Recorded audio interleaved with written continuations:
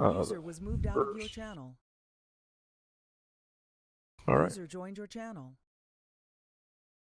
The first topic for the meeting would is from Vale saying, I would like to see more group and faction leaders in the meeting, and I guess we can kind of just look at the channel now and User joined your think channel. that's pretty successful. Definitely a little more diverse participation today than usual. So thank you for everybody for making it today. It's the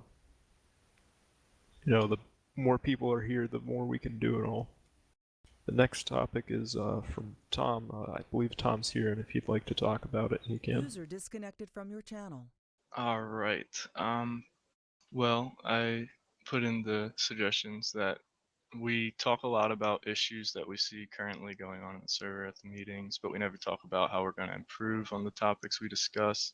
I'd like to discuss how we can work on these topics and what we will do to work towards fixing these issues when we do discuss them. Obviously, there's probably a few course of actions it comes down to, but it's very easy to sit here and say, yes, I took part in it, but what are we doing to take action on how we should be fixing what we're discussing?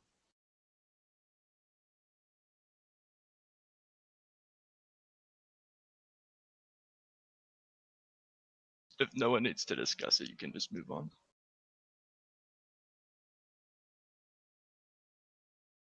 Alright, I guess we will move on. Biscuits. Is Biscuits here? Yeah, Biscuits is here. Biscuits, would you like to... on Android. Can't talk. Okay, then I'll explain your topic. Would like to discuss the prospect and idea of adding one additional faction item for each year of activity at Tier 4. A reward for continued effort and dedication in running a Doug faction for so long and adding to the luring community. To add maybe once a year for all the community spotlight story winners will be voted on by community members to declare an overall yearly winner, and the reward would be an in-game item for said player to further push their character at the time.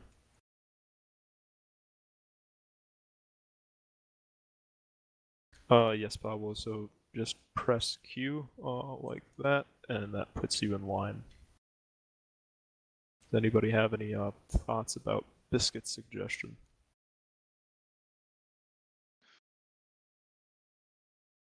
Go ahead, Deacon.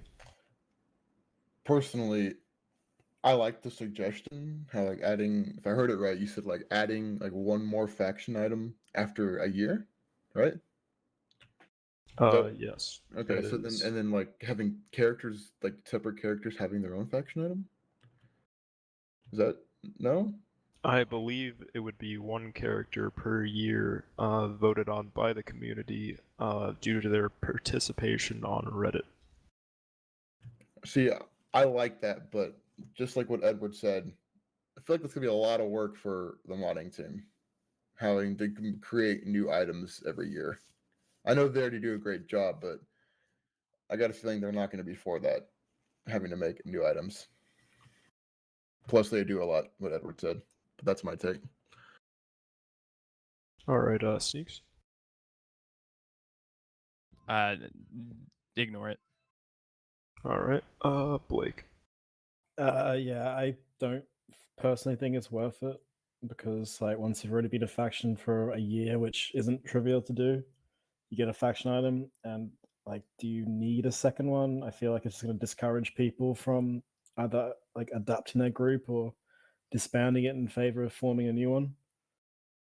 Because they're gonna sit there and be like, oh, we're 1 year, 9 months in, we can get a second faction item if we just keep the group going, despite maybe they want to change it for story reasons. I also think like you'll end up with that one group that has 7 faction items, and is that really needed? Like, for example, I think Darkest Midnight would probably qualify for at least 3 faction items because they've been around for what, 4 years, 5 years, 6 years, something like that.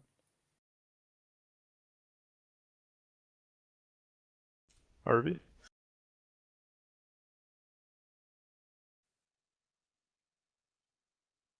I don't think anyone can hear you, Harvey. I see a bubble, but you're not speaking. That's right. I muted myself elsewhere. Okay. Yeah, the same kind of thing. You get too many items, maybe you get a bit of dilution for it. But the second part, biscuits, that'd probably be covered more by the Dougies, which we do every year, anyways. There's awards there for content creators, so story writers, videos, etc.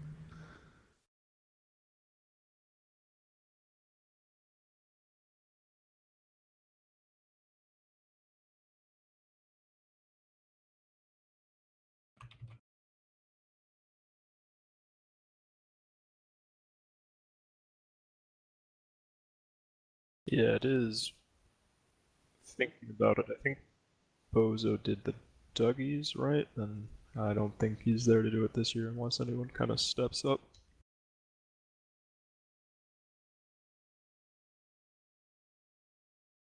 But moving on. Speaking of Joe, Joe has the next suggestion. If you'd like to read it, he can.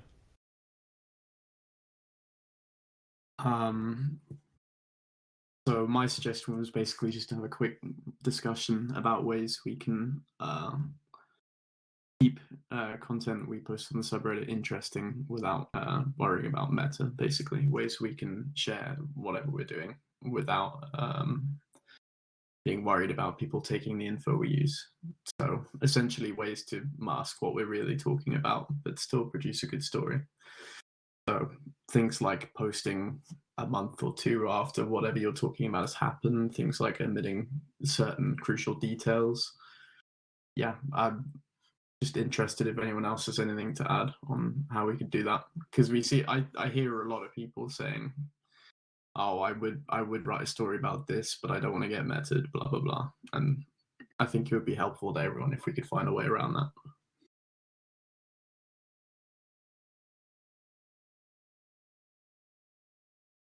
Go ahead, Tom.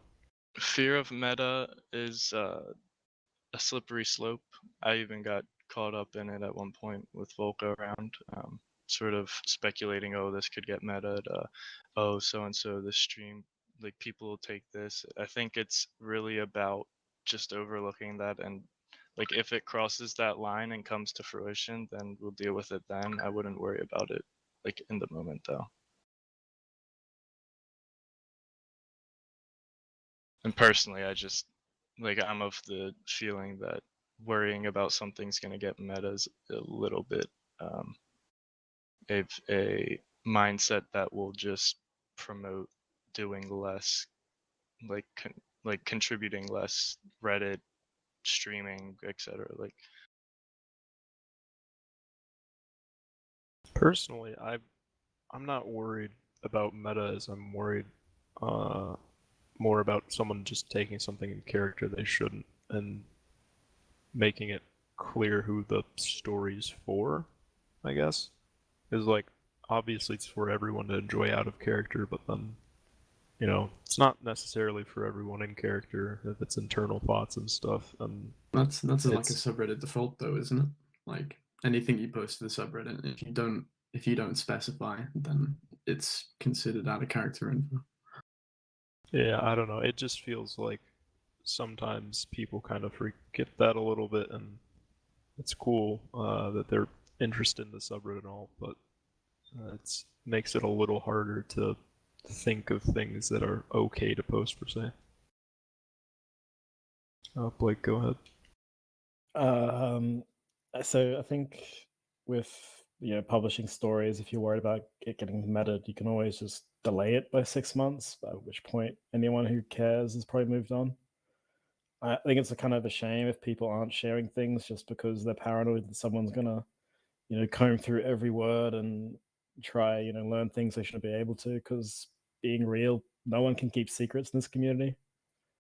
Like, it's pretty easy to learn something you probably shouldn't learn in game, and I don't think writing it on the subreddit is gonna open a floodgate of meta. Like, it's as simple as seeing like two groups in TeamSpeak channel and just assuming they're friends in character. It happens all the time.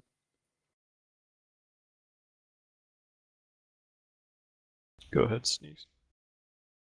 If you're posting a story to the sub, and it's a shift that's been made within the last year or so, but for a long time, if you're posting a story to the sub, the intent was that it was meant to be public knowledge, whether it was taken in character, out of character. was kind of not so much paid attention to, because the whole point of posting the sub was for people to see it. I'm of the personal opinion that there are some who have used the whole this is meant to be taken out of character mechanic, whatever you want to call it, for the sub, to post things that would be, interesting and would push some interesting storylines in game if related parties were able to actually pay attention to that. But you post a big plot line and then just slap, this is meant to be taken, or this can't be taken in character, is kind of it feels like a cop out to me. There's been a couple of times that it's come up over the last year. And like, if you don't want people to meta it, then I guess keep it to yourself, or spread it in game instead of using the sub. But that also gets in the way of stuff being posted to the sub and kind of removes the need of the sub.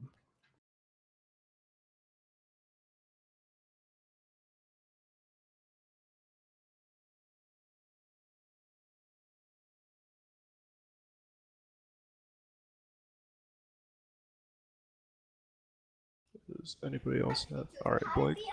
I mean, so it's all well and good to say, like, just post things and who cares if it gets meted, but is anyone here that has things they would like to post but aren't because they're worried about meta in some scenario? Because perhaps there's ways you can share the cool things you're doing without either explicitly saying that's it. more what I wanted to talk about. Like, I'm sure, like, we shouldn't really be worrying about this stuff, but if people are, what are ways that we can help them, like, actually push that content out? I mean, a really simple one is just putting out the content after the information isn't sensitive anymore. Like, just wait a month and then write your story.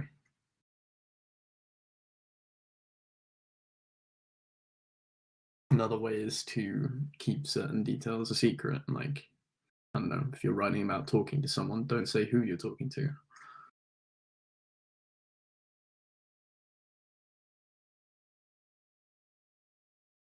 I think if people are inventive, there's ways you can write that don't actually give much away, but do make interesting stories.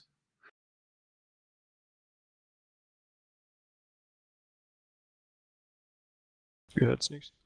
Davies has a good point. There was a faction that worked with the UN for a long time. I can't think of their name at the moment, but with one of their ways of keeping things on the hush hush was they redacted, names and locations and stuff like that, kind of as a covert type of deal. I think Joe's kind of right in the sense that the easiest route is to just post, but if you're worried about stuff being taken in game, either wait or just remove sensitive information. It's pretty straightforward.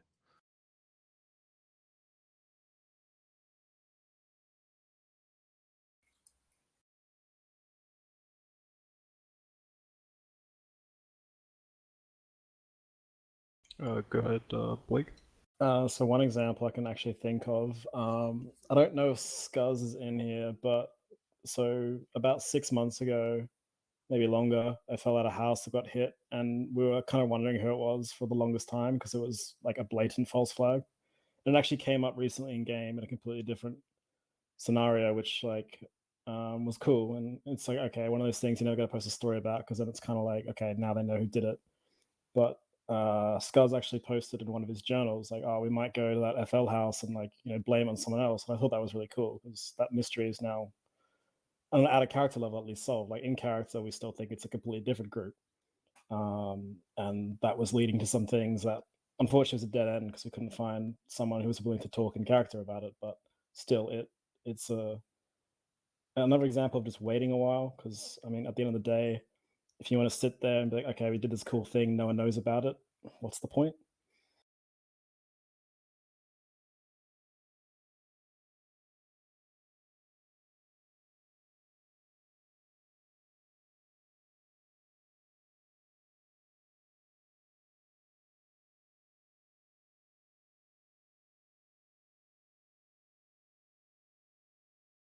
All right, we can move on to the next topic if nobody has anything else to say.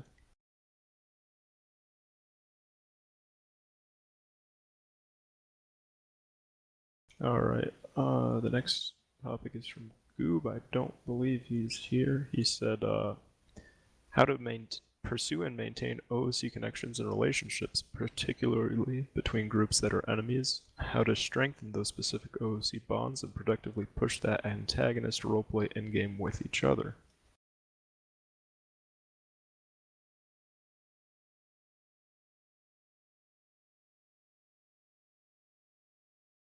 Go ahead, Gooby. I honestly think other factions should do what Dem does with the World by Wednesdays. Kind of give them that, OOC, tag along, having fun, figure out what they do, what they are, and who they are as people.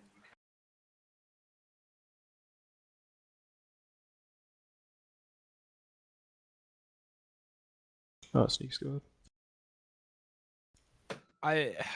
Having been around for a little while, I've seen people try to do this, and it seems like things always go one of two ways. Somebody leaves a group and decides to go off and do their own thing, and the people that they're leaving take offense and burn every bridge with a tactical nuke. Hence 506 and Wanderers and the relationship with George. There was hard feelings and shit went to hell in a handbasket real fast. And some of these guys were people that were friends for years. Or you have the opposite end of the spectrum where it feels like the OOC bonds are entirely too close knit to the point where in game it feels like it doesn't matter what you do.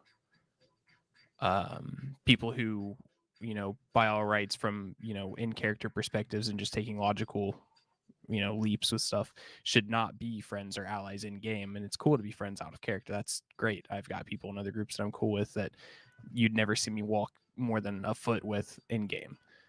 I don't think there's much of an issue with the out of character bonds more so, and people being friends. It's more so things need to be a little more metered, in my opinion. Instead of having,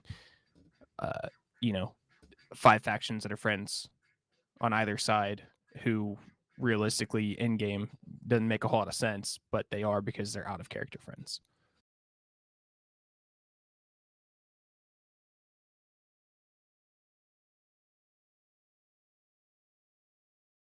Could you said one word I didn't quite understand. What did you mean by metered? Let me try to think how to. So I'm just trying to write the notes accurately. So by metered, I mean like instead of being super tight, close knit in game 24/7, just because your friend's out of character,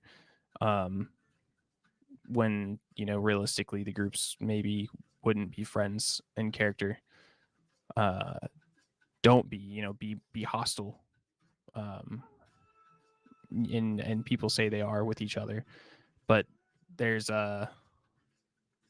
there's been a few times, actually it's pretty consistently, there's people who are in game, out of game friends that it should have a little bit of beef in game because it just makes sense and it would be a little more healthy for the state of things.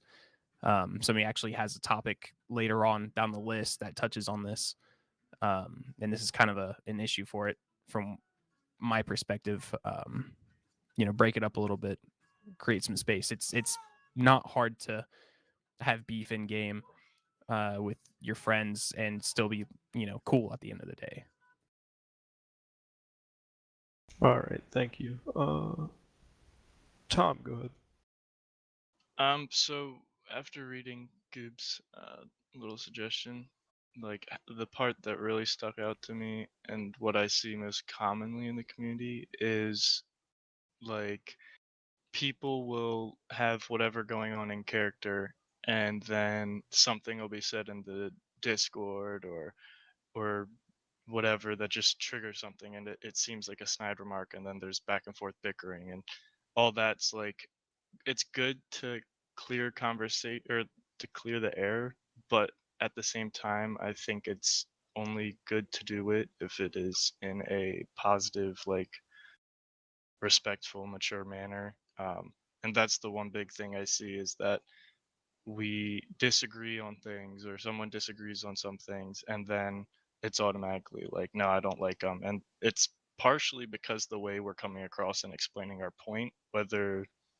there's hostility meant or like underhand jabs that are meant to sort of set off the other person in the conversation. But I think one thing we can work on as a community is to try and um, step away from giving those underhand jabs or those toxic remarks that are masked behind like kind words sort of thing.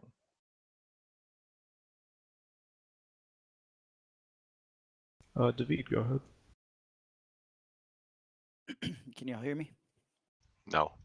Okay, perfect. Yeah, I think I agree with Cookie in the sense that more groups, if you're a big group, especially that's been here for a while, should open up their doors to like let people in and see what's going on and like get to know them as people. I know I did that when I first joined Doug with Dam, and it was pretty interesting. It was fun. I think that's great. And I agree with Tom. There is a lot of like backhand comments that are made in the Discord sometimes that just seem unnecessary, and I think that's where some of the like issues arise. And then my last point is that I think, especially if you're running a faction or something, you should definitely reach out to people directly if you have issues with them, or even if you just appreciated the experience, like just saying like, "Wow, that was cool." Like I think more of that is needed. I kind of want to shout out Kane. He recently had some like issues with some of the RP he had with our guys, and he reached out to me directly, like, "Hey, like, just want to let you know this was how I felt," and like, it really straightened out things really quickly and easily, and we were able to move forward in game with it and still be cool out of character.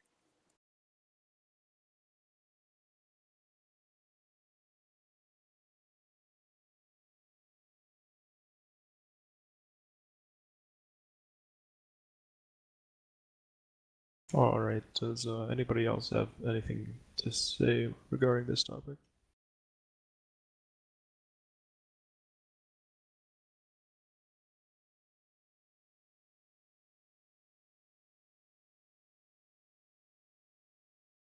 All right. The next topic is from Echo. Is Echo here?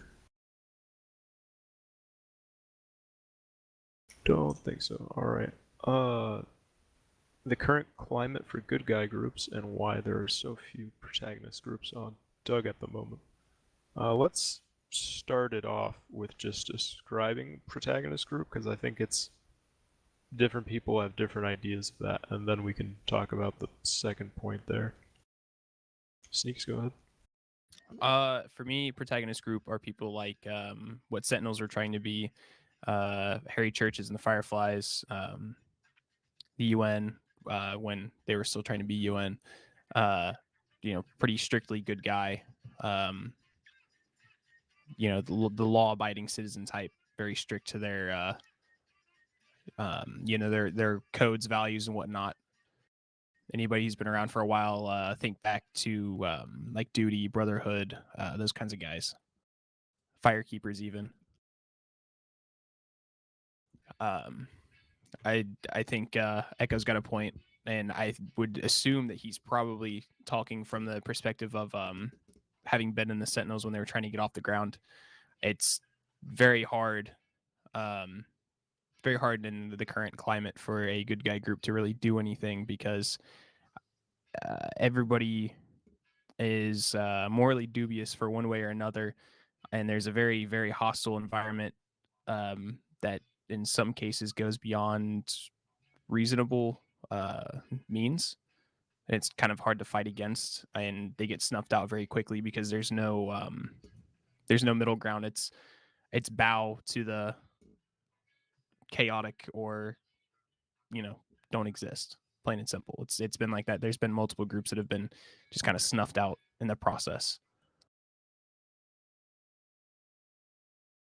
And Blake's got a good point. That's another thing. Like, build a base, your front door gets kicked in, you get cleaned out for the most part, and it's rinse and repeat as soon as you get back on your feet, unless you've got, you know, a 10-man roster.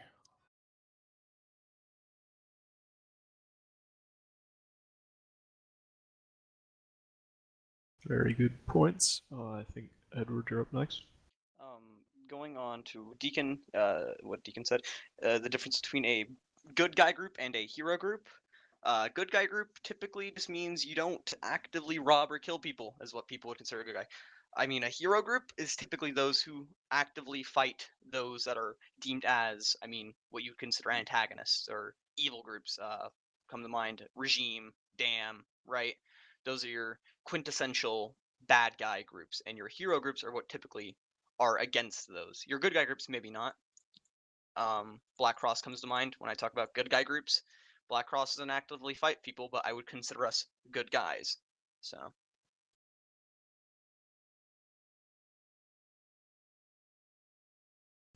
All right, Deacon. Edward said it for me. So I don't got nothing. All right.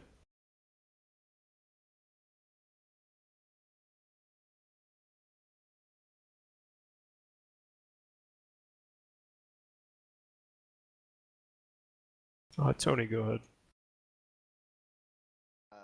Sure. So I guess because we kind of defined what good guy groups are, but didn't really talk about. I mean, Sneaks touched on it a bit, but I guess it feels like being a quote unquote good guy. Because even Vigil, we tried to say that we were like chaotic good or whatever. Like we do good, but for our own sake. It's very difficult to be good when there's no support for it. Unfortunately, a lot of the best mechanically players in the game, who that's not to say they're like bad anywhere else, but like just mechanically best like shooters, best, have been playing the game longest, end up tending towards the evil side of the spectrum at some point or another. And it seems that there's a large number of players that are on, tending to that side as of currently. So honestly, it would be putting a big target on your back to essentially come out as a good guy group. And I don't know if there's anything that we would really be able to do about that other than just a sudden shift. So I don't really know if there's if it's almost like even a moot point to discuss whether a good guy group is needed or even possible at the time.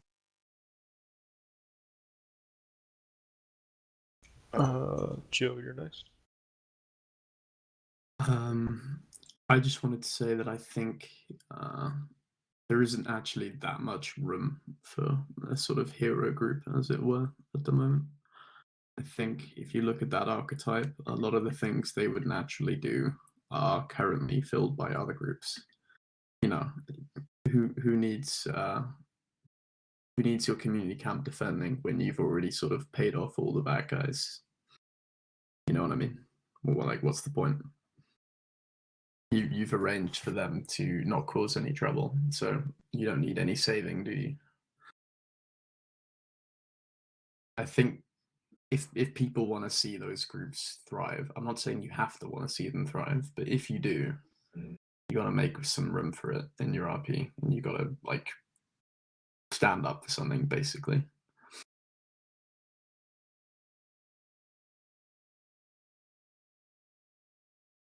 All right, I am next. I think that what would people like to see from a good guy group or a hero group?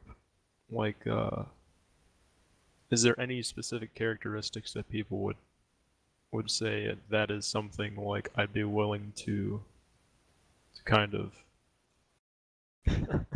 yeah, sorry. Like, what do you guys think would be things you actually characteristics you'd like to see in a good guy group? Go ahead, Tom. So characteristics I'd like to see come from a good guy group would be one, like, I mean, it sounds kind of corny, like you kind of have to latch yourself onto an RP. And for instance, like Torchwood, they don't like cannibals. Some people are anti-banditry. Some people are like Torchwood have a few different things like against. I don't know the right word for it, but like valuing items and stuff like that. So like attaching yourself to something like that, so maybe you're not necessarily against everyone, but like you have a target crowd or like you set yourself out with a goal. And the big thing is that like you have to stand firm on that. And I think we see a lack of that currently with good guy groups, whether it's through like the friends they have and their friends, or like in general they just don't take action on the big groups. Like I mean, I think it's fair to say, like not like I'm not trying to call out Dam. I think Dam right now is very strong. Like they have like the big bad guy view from a lot of people that are looking to start up good guy groups, and I don't know that people know how to properly approach it, and that's kind of up to them to figure out, I guess. Deacon.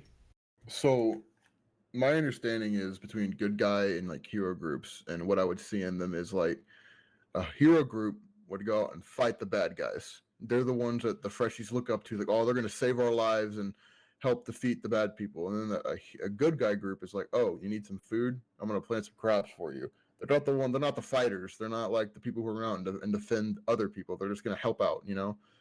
So like they would like, you know, and they would defend themselves, of course, but they wouldn't go out of their way to defeat bandits. If you catch my drift, that's just my understanding between the two. And I would like to see good guy groups like help people, but not in the way of like, because like I've seen so many groups start up saying they're good guy groups and all they want to do is fight Darkest Midnight. It's like, well, that doesn't make sense. And I want to see the good guy groups like help people in different ways by not fighting.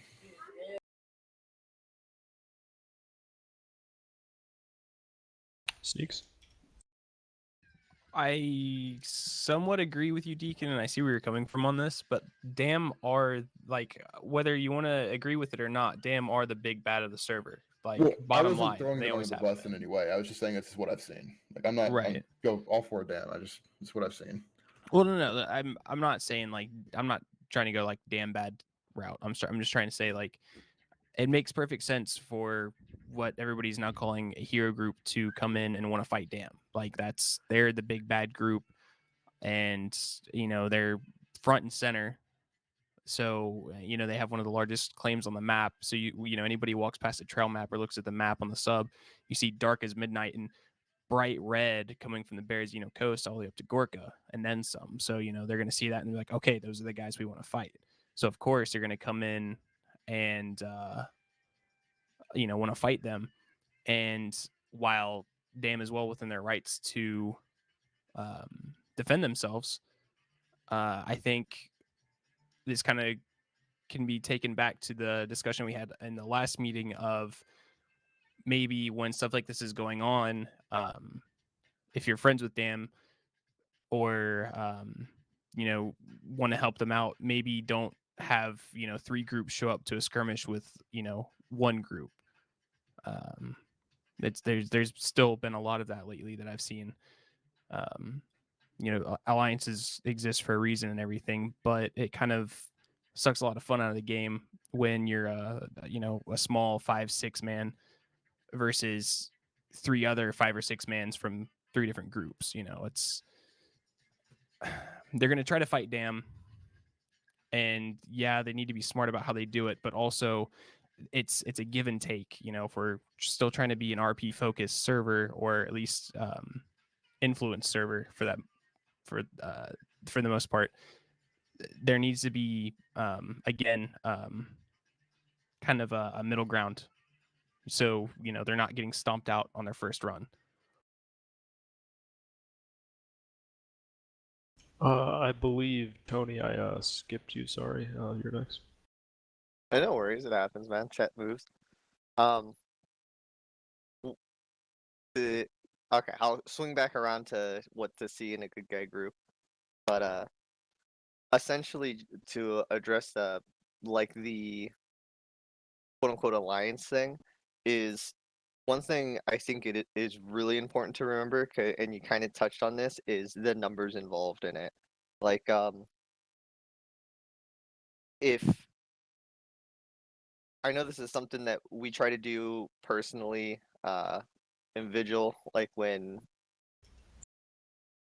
Zeleno comes under attack or the 506 get under attack or anyone else really, is we try to realistically think like on an OOC level, how many people are there? Is it kind of like an OOC fair fight? Is it something that if we, if I bring like 3 guys down, is that going to really tip the scales one way or another? And that's something that I think a lot of people should think about, like especially if it's like, hey, we don't like them, let's go and raid them.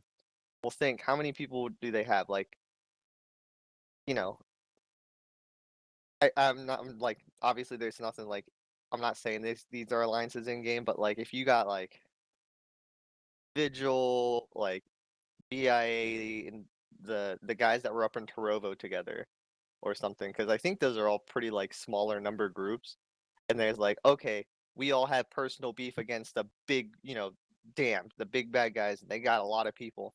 Even though that's 3 groups, and I know a lot of people would really roll their eyes at that, you have to remember on a good day that those 3 groups might only make the wandering number of that one group.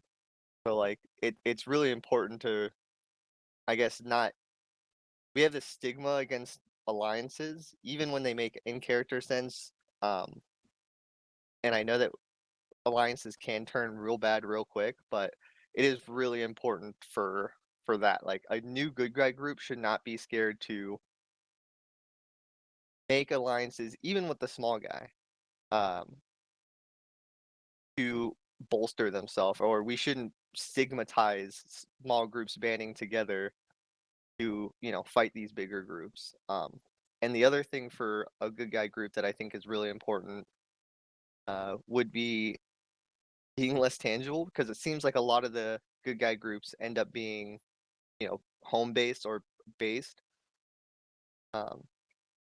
So that's the thing that we have in Vigil where we're like, okay, well, Dam came and fucked with us. Well, now we want to do something about it. Okay, there's 3 of us, 5 of us maybe, like on a good day.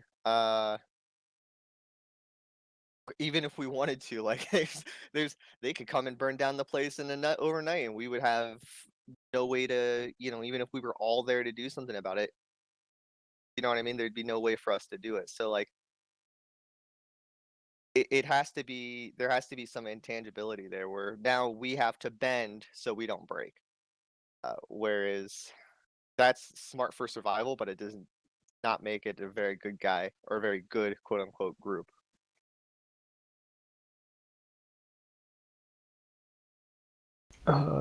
Desk Pop King, I think you're next. So I'm kind of new here, so I don't want to say too much, but I think just the topic of like why there's less, just on why do you see less like good groups compared to any other group is, especially as a new player, like every group I interact with, I would just call them like 99% of the interactions I have so far neutral. Like I don't think anyone is truly evil. Well, maybe that's like it depends on your viewpoint and character, obviously, but no one's truly evil. But I don't think anyone's ever going to be truly good at the same time, because it's just not, it's not feasible to a degree. Like like on the roleplay point of playing as a good person, most of the people you're going to deal with you're going to deal with a lot of new players, especially if you want to play some kind of open community. You're going to have new players come and go, and what's the benefit of that? You get that short-term satisfaction, and then you send them on their way. You don't tell stories as a good player about, like the random people that come and go from your camp. It's like, how do you create, it's exciting, and it's an exciting experience to rob someone, even if they don't take any from them, you're still fucking with someone. Excuse my language if that's not allowed. But as a good player, how do you get that same experience? How do you get that thrill of holding someone up? How do you attract the average player that comes to roleplay to want to like actually play good? I mean, I can talk about that a little bit. It's pretty widely established that being a good guy, a hero in DayZ is one of the hardest things to do, and I'm sure more than a few people would like the challenge of that. It's a hardcore server, and it's naturally attracting people that are looking to do hard things, and so I'm sure people would like to challenge themselves, as well as the fact that being a hero doesn't stop you from holding people up. It just means the people you hold up are gonna be bandits, like people you've done the roleplay legwork to find. You know, it's a little more investment and a little more payoff. It's just, I guess, kind It's of a more. longer gameplay loop in a way. Yeah, it's is a the way to longer say. gameplay loop, which I on a hardcore server I think totally is fine. People are more than satisfied with long gameplay loops that the whole server is already. I don't think that's the issue as much as other factors. I just like in like if in conjunction with like what I'm hearing, I don't know, I can't say too much more. But if you're also like stigmatized to group up with other small groups, and then at the same time that you're right, if you're a small group, you're gonna be rolling around. How are you gonna get 10 people rolling around deep that you can all trust right away? You know that you can keep. Like I can't even at the point. I'm at the point where I'm pointing guns at the wrong people and stirring mad trouble for another small group. You know, how do you end up not like holding up the wrong person and stirring that up? That's all I can add.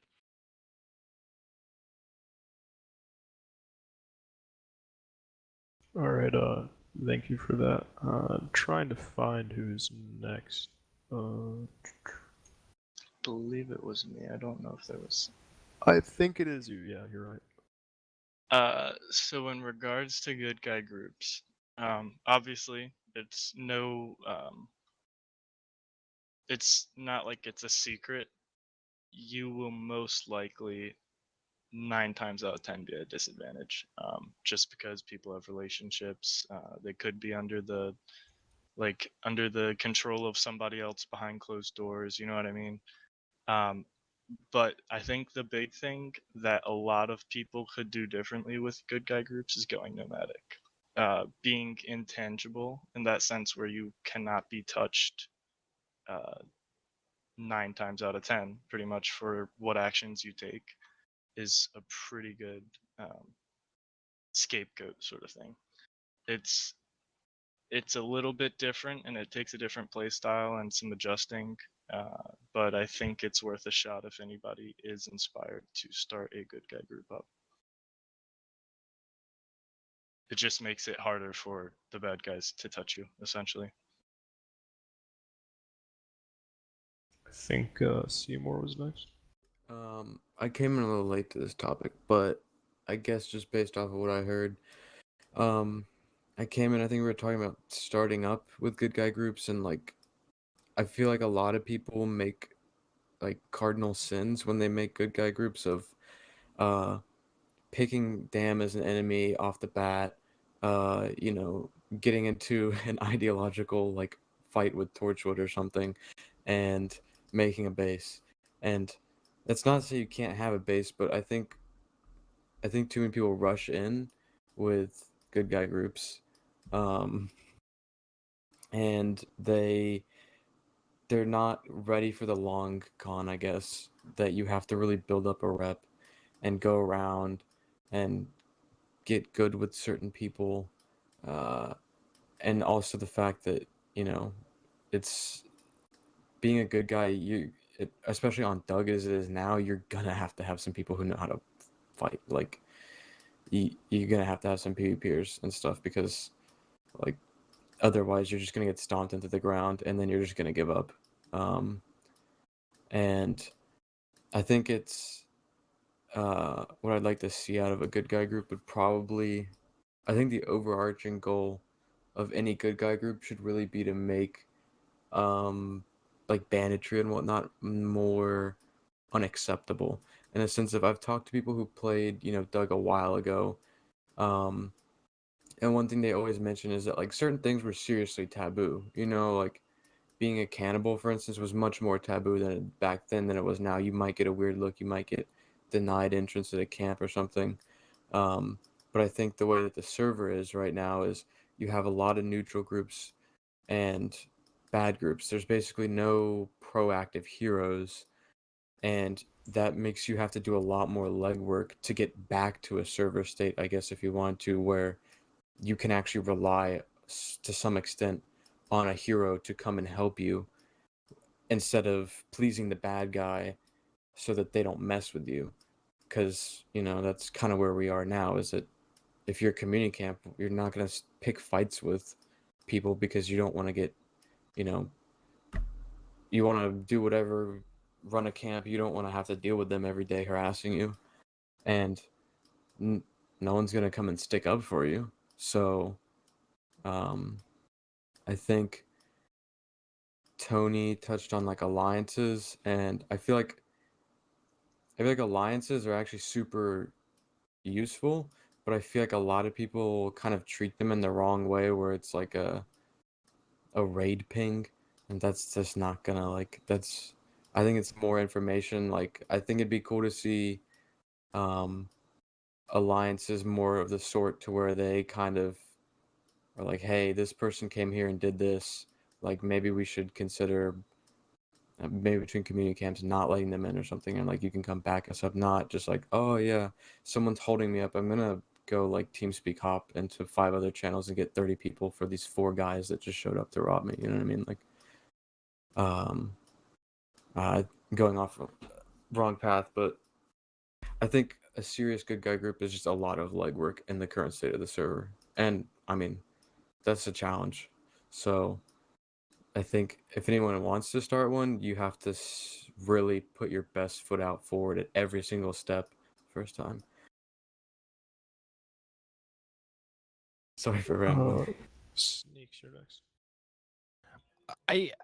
I'm so maybe somebody can clarify this to me, but I'm kind of having a hard time grasping the idea that the hero groups shouldn't attack Dam in any capacity. Like that's kind of the point. Like they're the overarching bad guy of the entire server, like across the board. They are the bad guy. Yeah, you can take a stance against banditry, but by doing that, you're going to run into conflict with Dam. They're the bad guy. You can take your stance against cannibalism. You're going to come across Dam. They don't all do it, but some of them still do. You're going to take up issues with Dam. You're going to run into conflict with them regardless of what you do, unless for some, unless you somehow manage to never ever cross paths with them in all the hours that you put in. Like it's just kind of a mechanic that's ingrained into the server by the community. They're the bad guy, so you're just automatically going to have an issue with them, and it's going to come to conflict. There's nothing that you can really avoid with that. Maybe going head first, like straight into Gorka every single day, not ideal.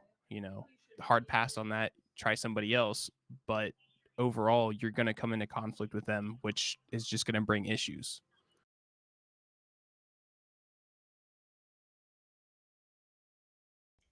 Blake, go ahead. John, if you want to go respond real quick. Okay, never mind. Unless you want to go ahead. I don't really mind. You're good. I was only gonna have a quick comment on what Tony was saying before.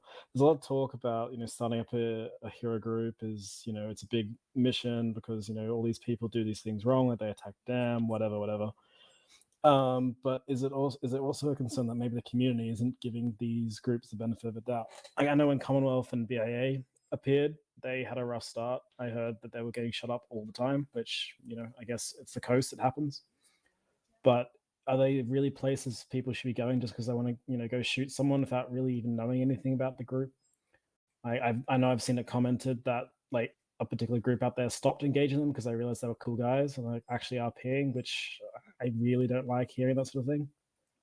Like just because you haven't met them and you don't you're just assuming they're a group of some guys from another server or something. Why are you going to go down there and just ruin their day by shooting them all day without like provocation?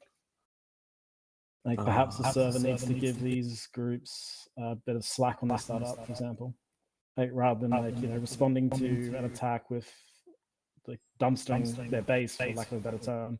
Why not capture one, execute, whatever? And kind of in response to Sneaks, if the goal, should be to fight Darkest Midnight, but one, if you're starting out, I'm gonna be honest here, like they are the biggest and strongest group on the server. To maybe there's someone with another like an extra number. I don't know. But they're not a group that you want to pick a fight with off the bat. Like it doesn't matter if you start with 15 people. It's not a war you want to fight as a new good guy, because it's gonna take so much out of you to seriously wage war against them, because from what I see, they're bored. They're waiting for someone to do something against them. So the second that some idiot comes along and is like, I'm gonna go stick it to the guys in Gorka, like they're gonna jump on that. And I mean, maybe they can correct me, but that's what I would feel like they would do. And then if that devolves into a big war, that's gonna be a pretty hefty war, because they've got resources and they got numbers and they have good PvPers. So, like that's not gonna be something fun or productive for the good guys, at least, because I guarantee you they're gonna be the ones losing that war. So it's not that you shouldn't fight them. It's just that you're going to either have to adapt your tactics to, which I think this goes for all the servers. There needs to be more than 2 modes of just shoot people or raid, because there's a lot more you can do, especially with the new rule that we have. There's a lot more ways to be creative in attacking people and getting to them than just going and showing up outside their front door and not saying anything and raiding them or, shooting them, because that's not gonna get you anywhere. So in terms of fighting a group like Darkest Midnight, that's like an eventual goal for a good guy group. It should be, at least. I think Harvey is next. I just want to touch on what's being thrown in the chat here. One of the reasons that we kind of are a little bit softer these days, like people say the baddies need to just go and fuck with everyone here, or that's what I'm kind of getting at, is a lot of people don't like it when you fuck with them. It happens more often than not. You bring to bear even just a little bit of the power, and they back out, they get upset, they start complaining and start rolling in the DMs, or they just quit. And we're trying not to do that these days.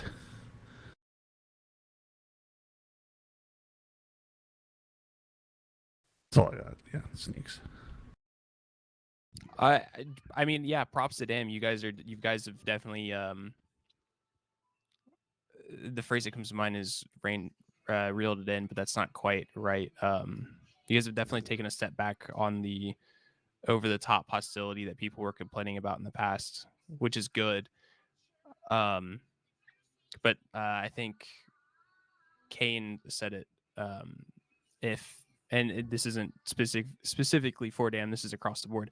If you're a bad guy group and you're so bored that you're just waiting for somebody to come and try you, maybe shake up whatever alliances and stuff you have, because obviously if you're that bored that you don't have anything else to do but wait for people, then either you have too many people on your good list and not enough people on your shit list, and spice it up, go knock on somebody's door for whatever reason.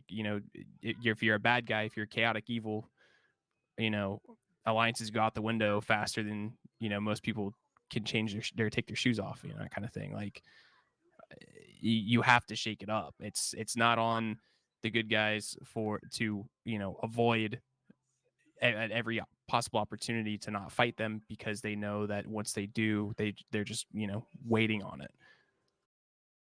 Like look back, look at Rangers back in the Shaolin era of Rangers. They had a lot of people in their back pocket, but they may be out being chummy with 506 one day making trades and scratching each other's backs, and then the very next day Shaolin's over there kicking their front door and with the same gear that they just traded him for. I don't see a whole lot of that going on anymore. It seems like everybody's content to make their friends and then leave it at that. And it's I feel like that's maybe what's making the play style a little stale. Pavel was next. Oh, I just wanted to mention the taking on the big guy or something as a good guy group. Just talking about how you should kind of get a name for yourself before doing anything like that is important so that you have more staying power on the server. When fighting something that's going to drain you really fast is going to potentially have you leave the server and not really build a name for yourself first. I think building a name for yourself really has that staying power and kind of motivates you to want to continue. And so not really focusing on like those big tasks first can kind of motivate you more in a way because you can actually accomplish something. If you accomplish those smaller things, then you'll feel like more, I guess, proud of what you're doing or whatever it is, and then you'll actually want to continue instead of fighting someone that is obviously much bigger than you. If you're only a few guys and going against Dam or Regime, someone that has a lot more numbers and just something you're really not gonna be able to approach for a while. I think that really is demotivates people, and it just kind of ruins like the good guy groups. I think going for smaller things that you can actually obtain is like the proper way of really putting your name out there and sticking on the server, and then you can move towards those big things. But yeah, I think that's all I have to say about it.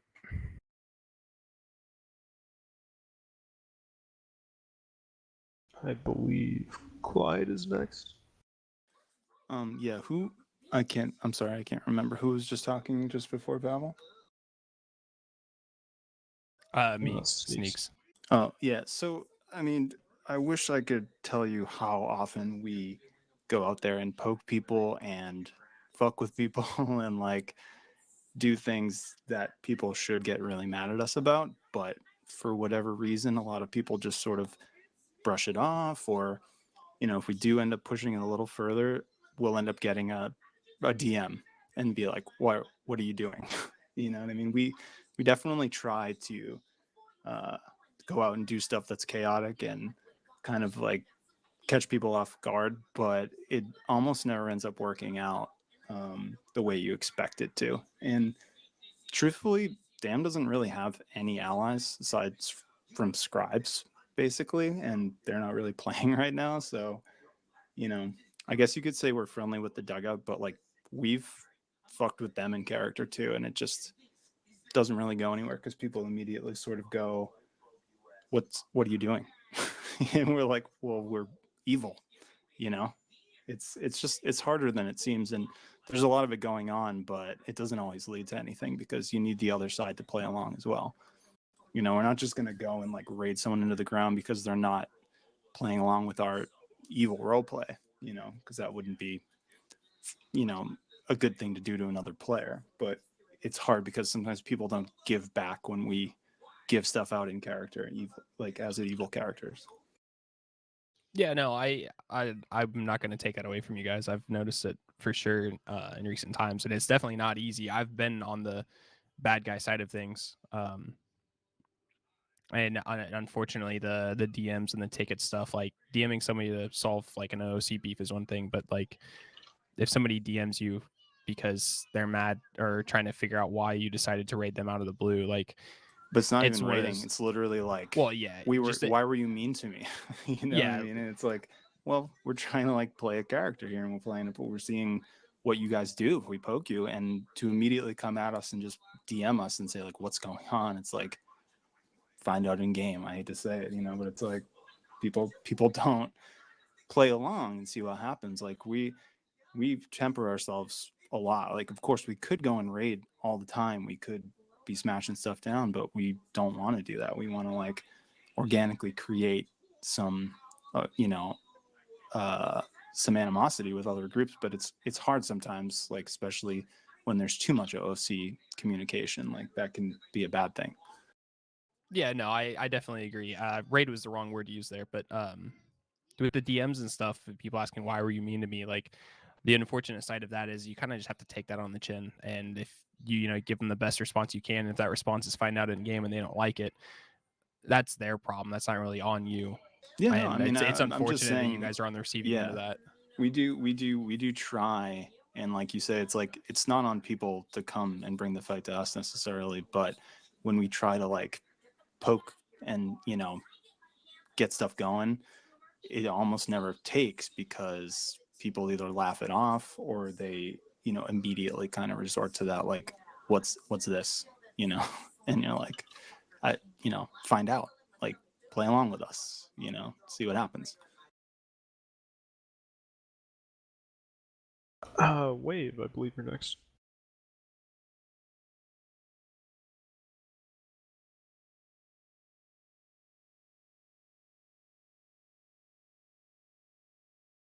Okay, sorry, I'm gonna talk for a minute.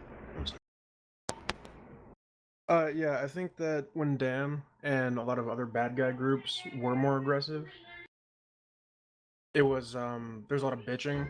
Like people just complained all the fucking time about it. Sorry, I'm saying there's a lot of background noise. But I feel like recently they've definitely overcorrected a lot and being like a lot nicer so people don't bitch, which I get because nobody wants to get bitched at and get a bunch of fucking DMs about people like, oh, why'd you attack me? Why'd you raid me? But like, I think if you go too far in the other direction, like you're too nice to people. Like if you're not fucking with the scribes, not fucking with Dugout, not fucking with Black Cross too much, then you like rob the good guy groups of like the reason they're around, which is to save other groups and to help them fight off the evil people who are fucking with them. Because if they're not fucking with them, then like, what are the good guy groups gonna do? Like, just gonna sit there and like fight you alone. They can't get any allies. There's no reason for anybody to help them because they don't need the help. So I think there's more creative ways to do it. I'm sure, especially after what Clyde said, that Dam is like doing it, like they're robbing people and like executing people and stuff like that. But I think they definitely overcorrected, and a lot of the bad guys in general on the server right now are doing that.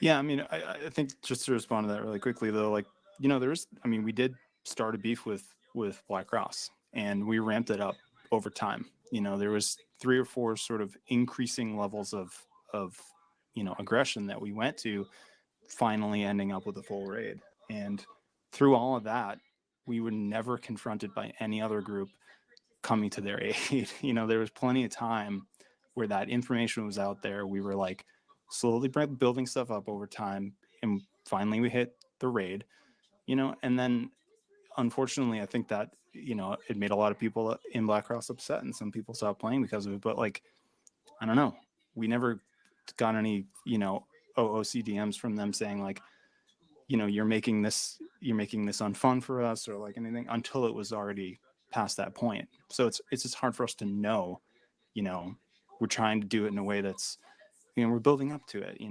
and giving people every opportunity to like either shut it down or get some other people involved. We're really trying. And like with Dugout too, we'll go up there and we'll just for no reason, we'll just kind of get a little aggro at them. We'll pull our guns out and we'll be like, what are you going to do about it? But that's the point when it's like, we can only do so much. We're not just going to run in there and shoot everyone for no reason. That wouldn't make any sense. Even being a chaotic group, it doesn't make sense to just go and like kill everyone for no reason. I'm trying to like ramp up to these things, but it really takes a little bit of, people need to give and take. So that's the thing that we're having a little struggle with right now. People need balls for one, honestly.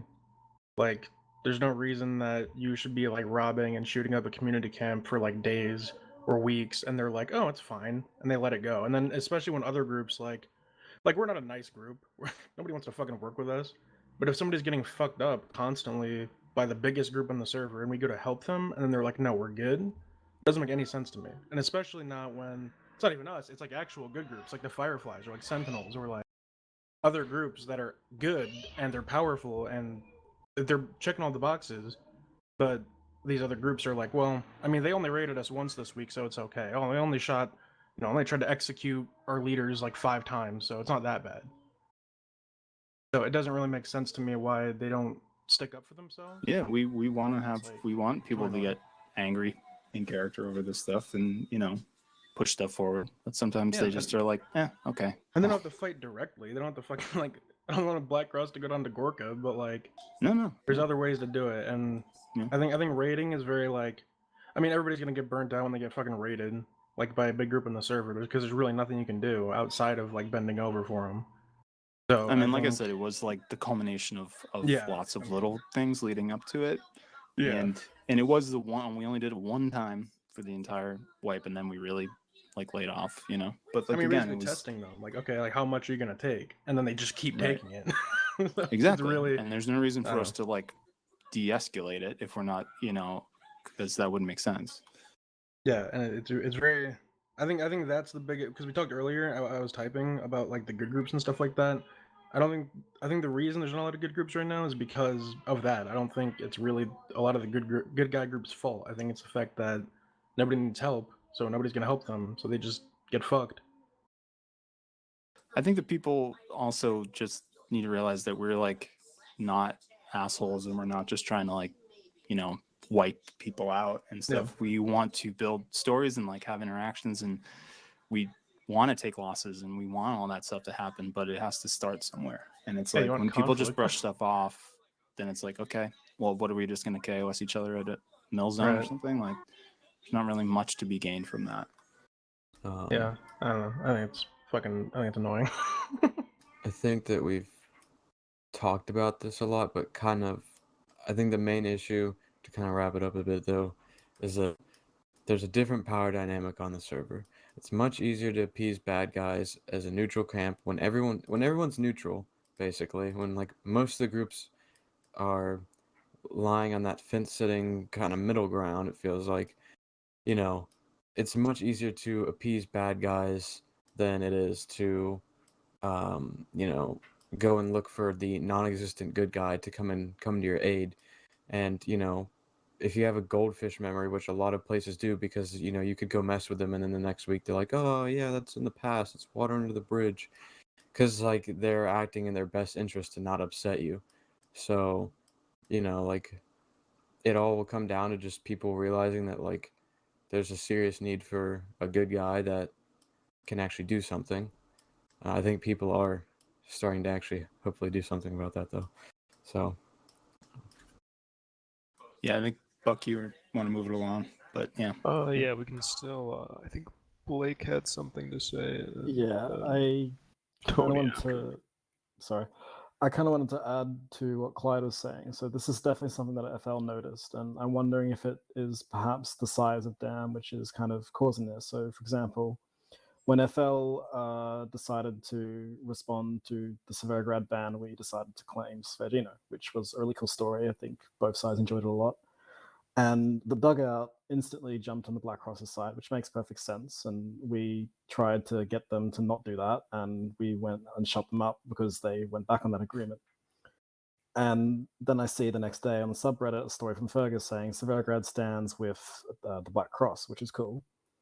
And then a few months later, Dam decides to ban the Black Cross from Severograd, and the dugout don't help. I don't want to call out the dugout, but I'm wondering if, I'm honestly still wondering why didn't they decide to help the dugout when they would help it against the big bad bike gang only a few doors down.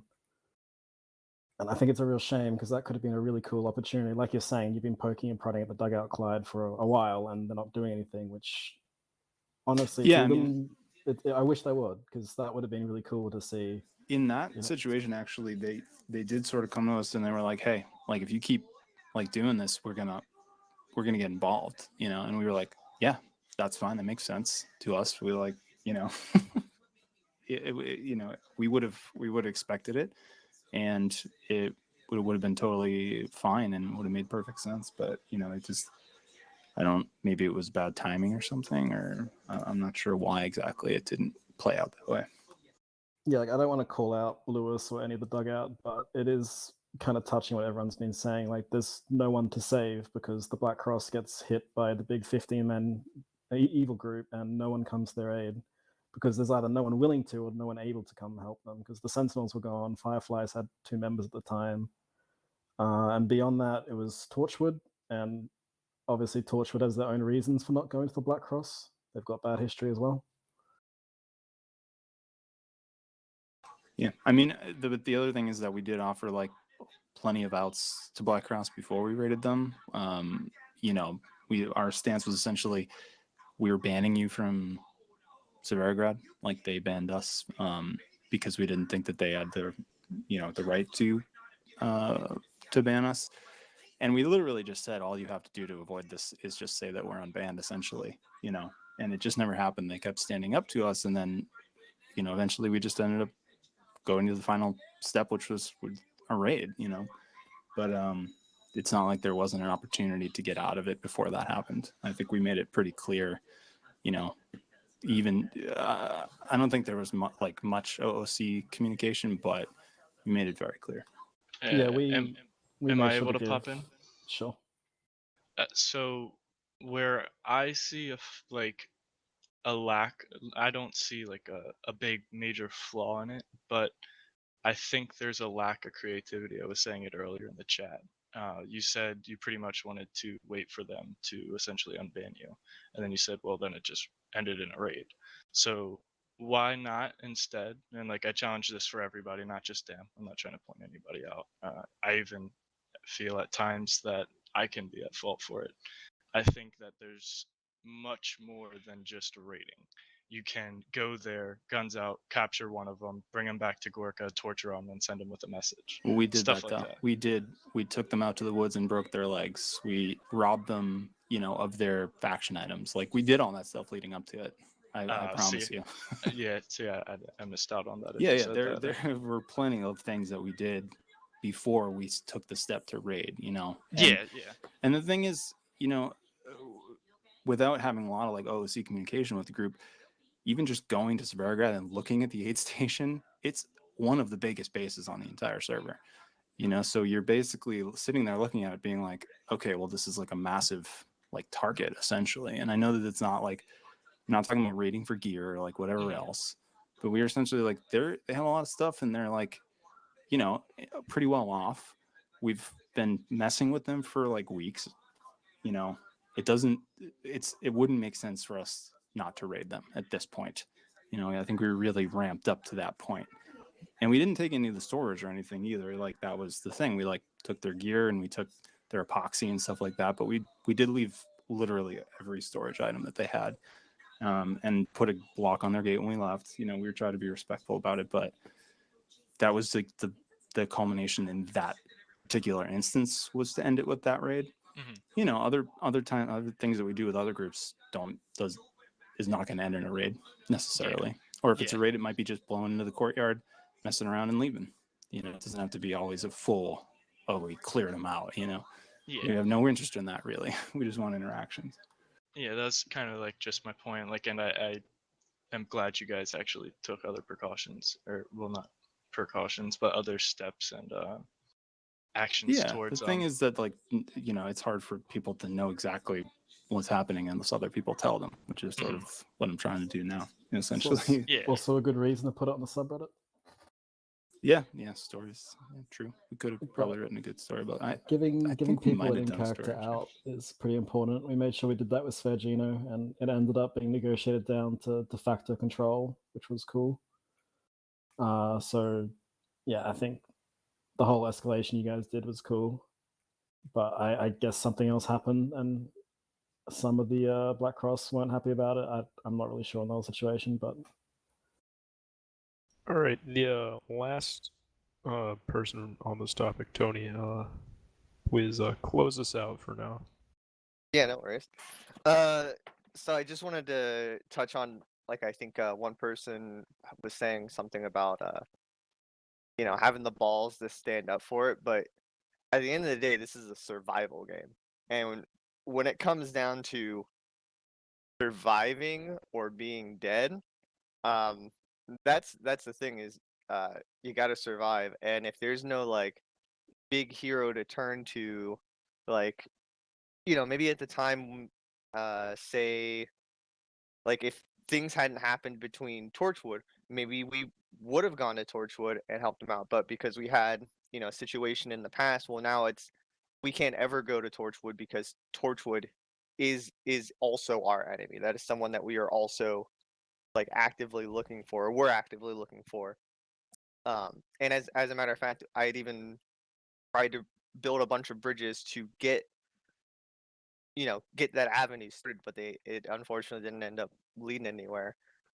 And then now with like just a bunch of other stuff that popping up, and it gets pushed aside. Now there's a different big bad guy that's knocking on our door, telling us to do stuff. And even though I can sit there and swing my dick around all I want, but when it's just me and Ted facing down 10 damn members, there's not a whole lot like a dick swinging I can do before I'm like, but at the end of the day, I guess I don't want to get shot, so I'll say whatever I need to. Like that's really all I can say about that. Like, yeah, we want to stand up. The quote unquote good guy or protagonist groups definitely want to stand up to themselves, but they don't want to get killed in the process. And it's not about being killed and losing your gear. It's about like, it's about valuing life, right? No one wants to have a hold up where someone says like, well, go ahead, shoot me in the head. I'll just come right back and fight you again. It's like, well, okay, well that seems that's kind of shit. I mean, it can be good, but like it's a little anticlimactic. Like there is fun to the value of life. So like, it's really important for that, I believe, to remember that some people do play with a lot of value of life.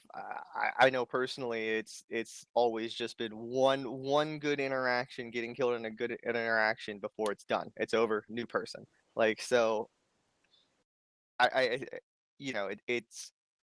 it's one thing to say like if there was an equal number of good groups that they should just stand up for themselves, but that's all I really wanted to get in there as well.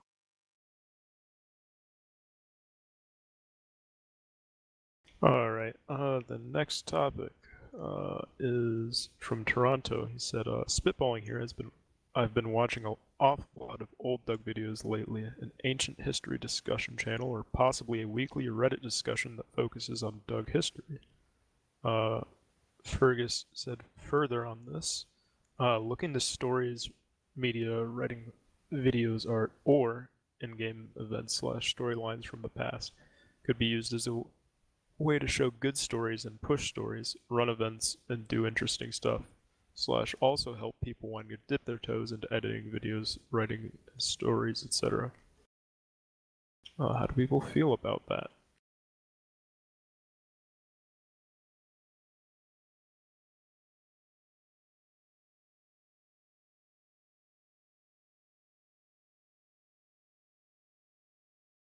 Go ahead, boys.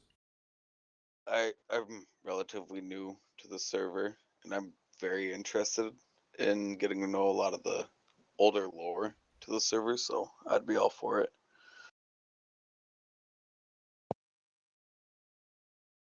Justin Monroe. So just to touch on Toronto specifically, his comment, I think a Reddit discussion, maybe not weekly, but even like monthly, sort of following in the vein of like a spotlight where it's focused more on history. I think that is something that can benefit a lot of people. Like Blaze just said, even as like a newer player, a lot of people don't know a lot of the older lore. For me personally, Toronto told me a ton of the history of the server when I first started playing. So like, to have an experienced veteran, tell you the stories firsthand, I mean, that sort of goes a really long way. And I'm sure there's a lot of people here that have been playing for a long time, and if they can contribute on the Reddit, in character, out of character, whatever, just sort of touching on what's happened in the past, it can kind of just like paint the bigger picture that this is a world that's lived in and alive and constantly constantly lived in and breathing. And yeah, I could definitely think it would help a lot.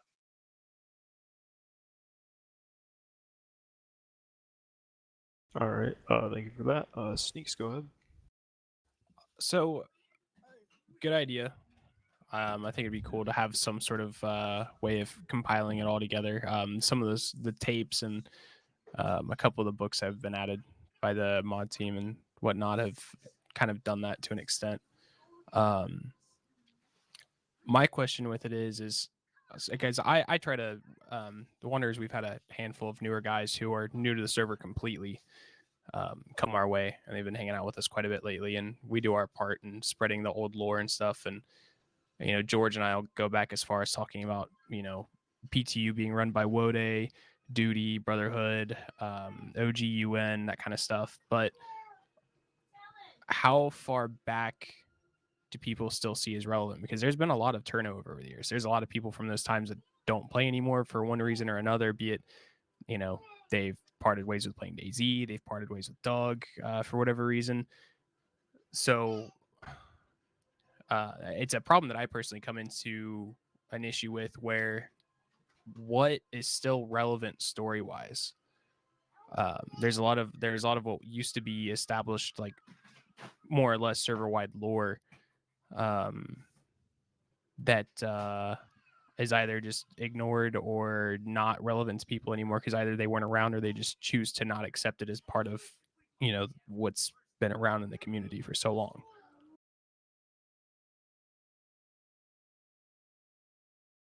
Personally, there's nothing really before the formation of the syndicate that I have personally had to ever consider in when I've been role playing on the server. I don't know if anybody has other ideas of what is relevant for today, but I also think it's not necessarily that everything has to be relevant in a historical discussion. I think there could be different periods. If it's a monthly discussion, maybe they will talk about things from summer 2018 or something like that.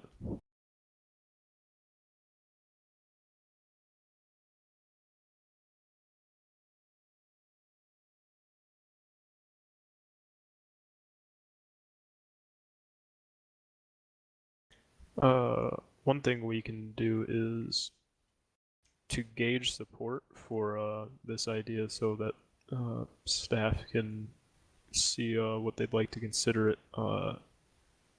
I'll post in the community meetings channel a poll, and then if you are here and thumbs it up if you think it should be implemented, thumbs it down if you don't.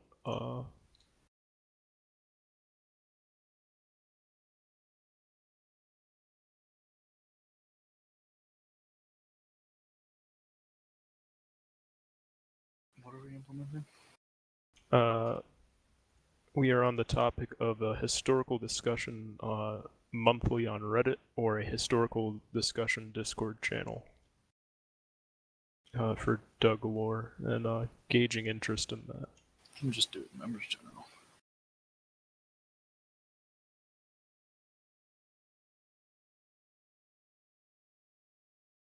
No, I mean just do the historical discussion on members channel. I don't need a whole channel for it. Yeah, members general does get kind of spammed quite often.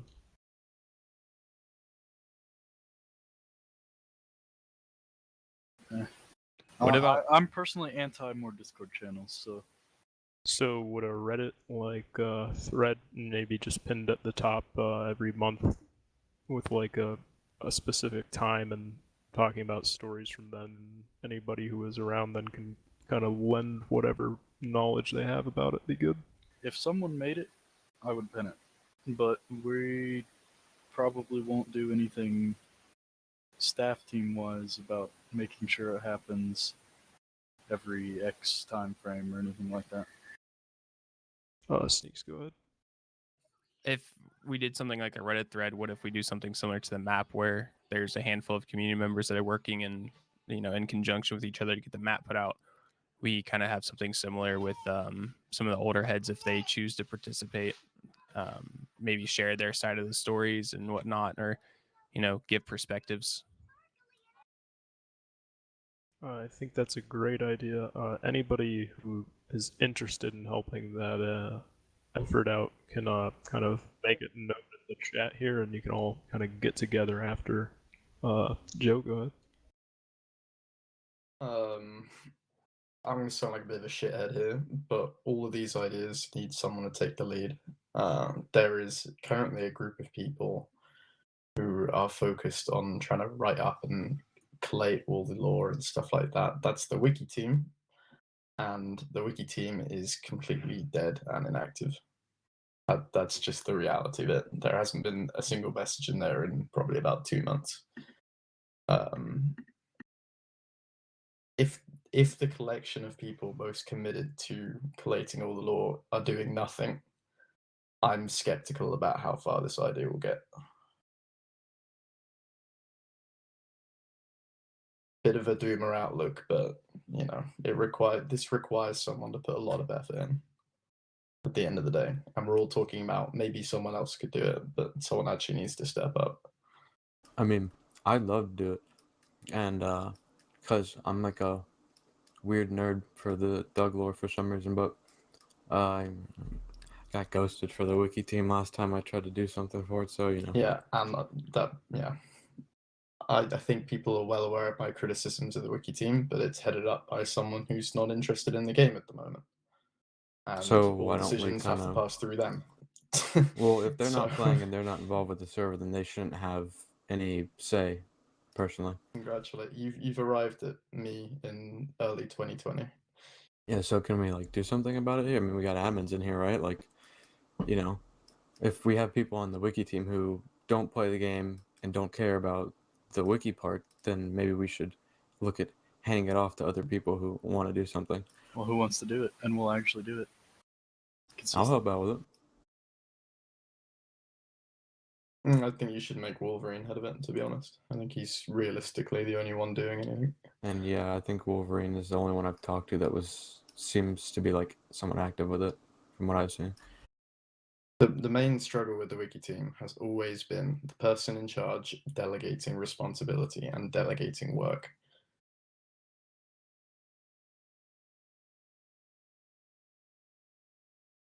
Spootin, go ahead.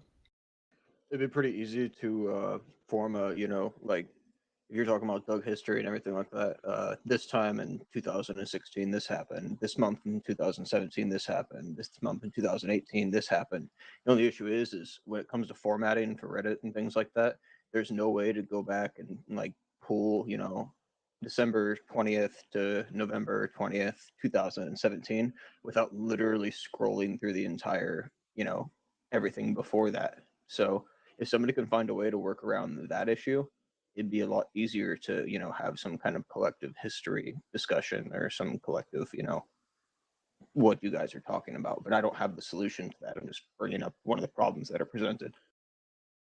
Honestly, I think the best way, if no one can find a workaround of that as well, would it just be get anyone who's still active and playing the server and wants to talk about it who played back then, even if it's just their perspective of what happened, like start categorizing it that way. So, Right now, as of 2016, what was going on was REA and the whole pirate thing that happened. There was a massive shift, conflict between the Brotherhood, the Guardians, Duty, Black Paul, and all that good jazzy shit. There's tons of stories that were written by that. If there's any way we can go about somehow figuring out how to collect them, be it, maybe figuring out the Reddit profiles to the people who were involved in that and writing stories about it and pulling them and linking them in some fact of the matter, that would work. But I don't know. I feel like it'd be a bit bastardizing just to, like, for lack of a better term, sit at a campfire and be like, yeah, so I think it kind of happened this way. It'd be nice to have like actual recollective, hard accounts of what, energy drink, what was going on. Sneaks, go ahead. The only potential conflict I see coming up with this being some of the factions now, like one that I can specifically definitely say probably don't want anything to do with this are Duty. So like reaching out to those guys, you'd be hard pressed to get a green light from them or have them participate in any way in making sure that those stories got passed on to us appropriately. And we could run into that issue with other groups as well. Yes, Boot, I'm pretty sure Ender did like nuke basically all of his Doug posts and cut all ties because of course he got banned. So you're saying I can give the full biased Black Paul version? I mean, unfortunately, in that situation, I'm on the as far as people on the server who are around for it on duty side. I'm the only one left, and I was only around for like the last 4 months of it. So any input would be purely from my perspective in game, and that's what it would be. And that's something that if whoever does take it under, it's something that would have to be worked through.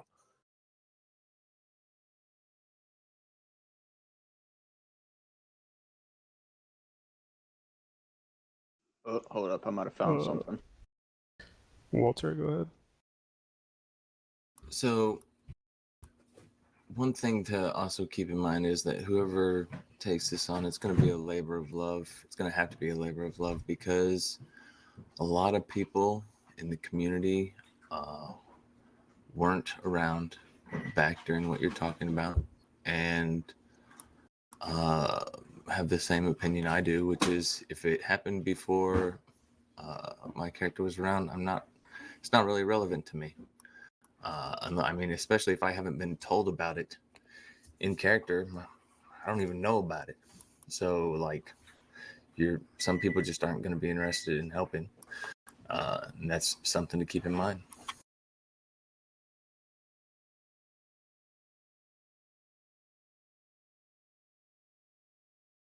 Spootin, you said you found something? Yeah, but unfortunately, because Doug is a private subreddit, it's not going to pull queries. So I got to work around that one. All right. Does anybody else have anything to say on this subject before we move on to the next one?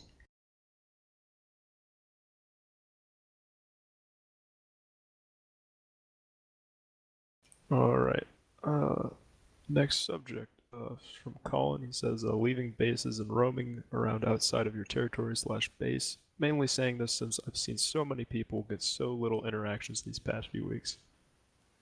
Blake said, similar to Colin's topic above, a discussion on the problems Doug is facing in terms of finding interactions and constructive ways we can fix it. No, a wipe is not a solution and it never will be.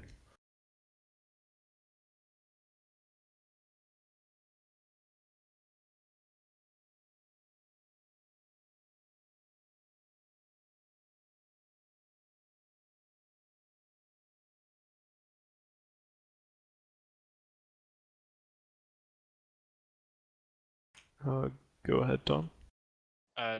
Just to ask, I think Colin's here. Let me just double check. Is he still here? Oh yeah, he is. Yeah, I am. So where are you guys running that you guys aren't seeing anybody? Because I personally if I'm running like in a specific area, I might not see anybody, or I am less likely to get an interaction. But like in other places, like I've seen plenty of people. I even see people running through out west, which I don't know.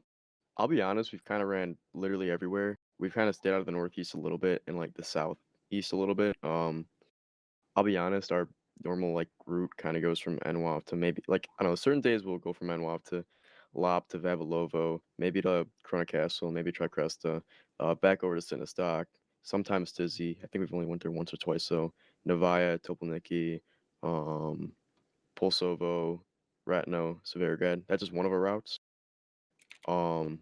Sometimes we'll go Vybor, then Pistochka, VMC, just basically everywhere. Like, I'll be honest, one day we seen Dam 3 different times, and one day it was kind of upsetting.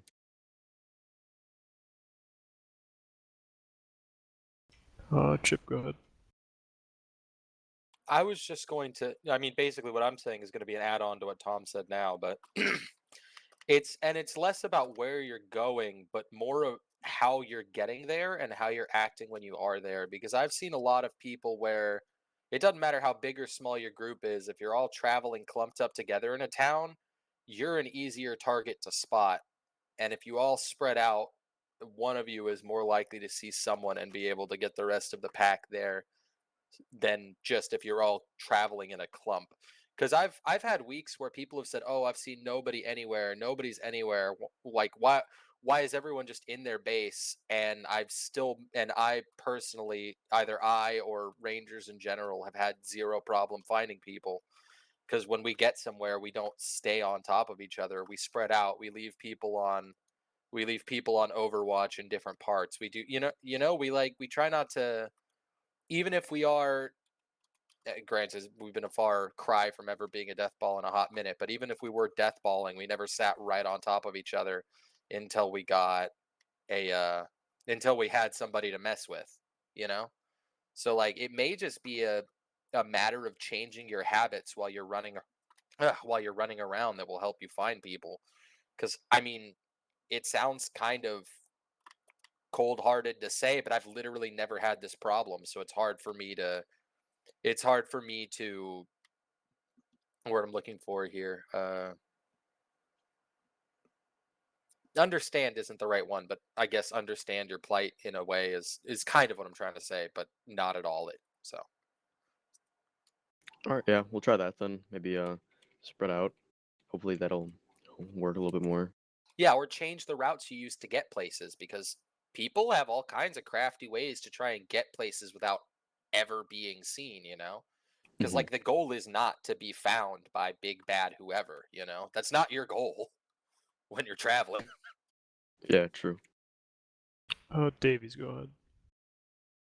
Talking about like what Colin was saying about like, leaving bases and roaming around. I feel like, because we'll be running around and won't see anybody out in the wild, but we'll get to, a base, a camp, whatever. And there's like fucking, sometimes there'll be like 15 people there. It's like one group or something. But like with the whole leaving base thing, I think people need to use, if they're, you're building a base, you use it as a, I log out here, I log in, my stuff is here, spend 15 minutes here, and then you just leave. You leave, you run around, you do things. You don't sit there because, like, heard about people having to, blow into courtyards just to see said people that are in the base because they won't leave. Just like when you're just sitting around, you're not really promoting much anything because you're just hanging around, not talking to anybody unless they come to you. And it's like, I don't want to run that far to go everywhere every single time. Brilliant. I mean, if you're looking for people, though, isn't it your job to have to go to them sometimes? Like, sure, not every time, but then don't go see those people today. Go see somebody else. I'm not saying I want to. I'm not saying I want to specifically find said people. It's finding people just where you maybe wouldn't, not expect them to be, but where they're not always going to be. Like, you go somewhere and it's always they are there because they don't go anywhere else. Like, you don't find these people out in the wild. It's like, I don't want to go somewhere all the time knowing full well I know exactly who's going to be there. It's traveling out places and being like, maybe we'll see fucking whoever in a middle of a massive field, or we'll bump fucking shoulders with somebody in the Western Woods. It's is that kind of stuff, not exactly looking for people as the goal.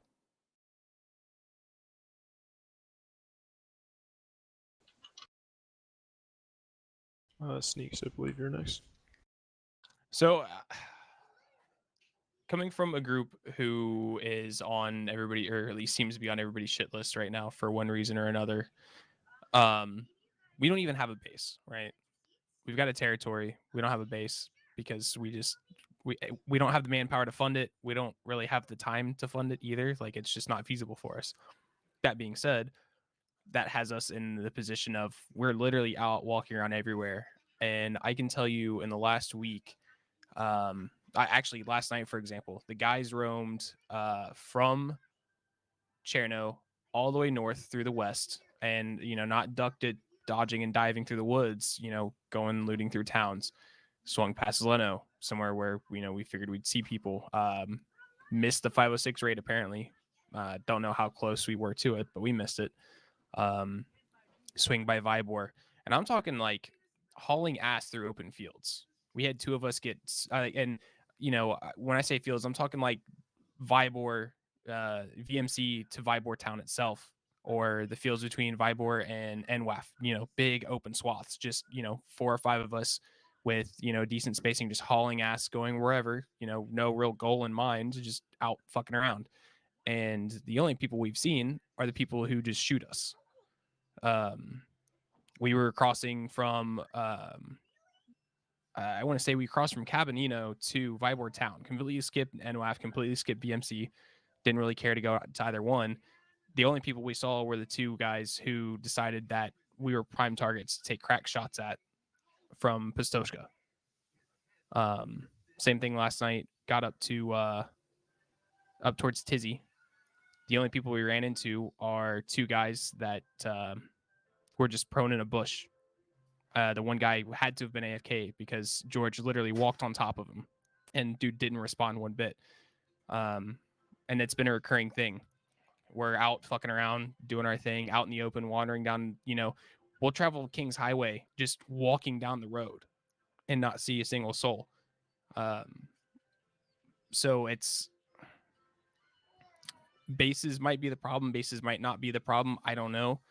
I can say if your loop is, the northwestern corner, that's a lot of woods that people are probably running around through because they're trying to go to Tizzy, or they're trying to hit the western checkpoint, or they're trying to snake their way down to NWAF, and they don't want to be seen. You've got to go and be in the more open, active areas. The northeast, unfortunately, it gets a little hot sometimes, but that's where I hear a lot of people tend to hang out. They go up to dugout, hang out at dugout. People swing by Black Cross to see if they're even home. Then they wander right back west. It's all about where you go. It's not so much everybody stuck in their bases. It's just if you frequent the same route over and over again, think about where you're going. Are you going somewhere that's got open fields where you're going to see people? Are you going through a town that's actively looted?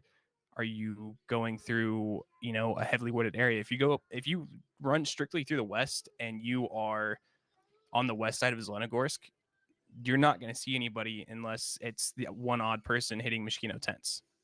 I spent a metric fuck ton of my time on Doug hanging out in the western woods, and I can tell you firsthand that's exactly how it is. I believe Tom is next. Shit. There's been so much going on. Let me just pull back. Oh, so you guys were talking about people all sitting in community camps, etc., whether it's their group or another group. While I do agree to an extent that I personally like to see more movement, I don't know that it's something we can do other than the community encouraging that movement and encouraging the interaction with other groups and trying to incorporate more people into their story. Although like sometimes it can be overdone if you incorporate too many people, so you have to be careful. I'm not too sure what other way there really is to do, and if anyone has open ideas that they'd like to share, I guess feel free to share. Remove suppressors. Shut up, Blake. No, for real. I'm not joking. Like there's servers out there that remove them. They make your gun literally inaudible from 150 meters. It's a hardcore server. Why do I have to be safe knowing that if I shoot these walls, there is no chance I will be found? So my counter argument to that, Blake, is that if people are hearing shots, wouldn't they just chase the shots to shoot the target? Or they might, hear a shot at 151 meters away from them, go see who it is. That happened to us maybe 2 weeks ago. We were near Tizzy. We shot walls of a Mosin, and I shit you not, about 5 seconds later, I hear Harvey whistling at me, and we had a little chat. Like, it doesn't always end up getting shot at. Yeah. And I've seen Waldorf/Toronto kill a cow in Nagorno and get rolled up on by Dam immediately after. And he had a little interaction there that didn't end up with him getting shot either. Like, there's plenty of ways to interact, and like it's not always shooting someone when you hear shots. It's like there's people over there. I can make the choice to avoid them. I can go chase them. I can go try to identify them. It's more than just going over there to shoot people.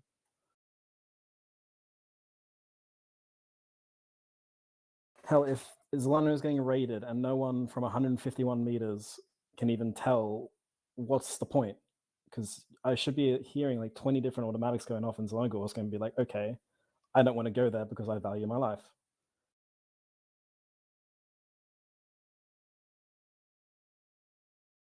With that approach, I would just worry that you remove suppressors, and then the people that have the mentality of, oh no, I don't want to run into somebody that it could be a hostile intention or interaction, would then run away from those shots.